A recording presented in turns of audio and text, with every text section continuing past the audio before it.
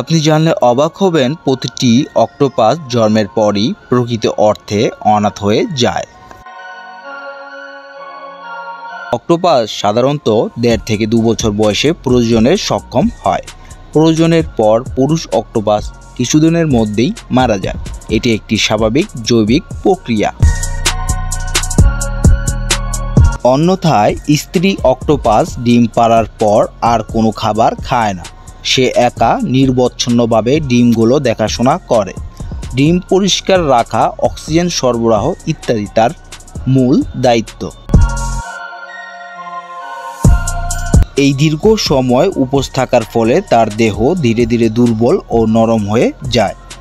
ডিম ফুটে গেলে বা তার কিছুক্ষণ পরই সে মারা যায়। ফলে অক্টোপাসের বাচ্চারা জন্মের পরই হয় মাতৃহীন। অক্টোপাসের বাচ্চারা তাদের মৃত মার দেহ থেকে পুষ্টি গ্রহণ করে বেঁচে থাকার সংগ্রাম শুরু করে। আমার ভিডিওগুলো যদি ভালো লাগে তাহলে অবশ্যই সাবস্ক্রাইব করে যাবেন।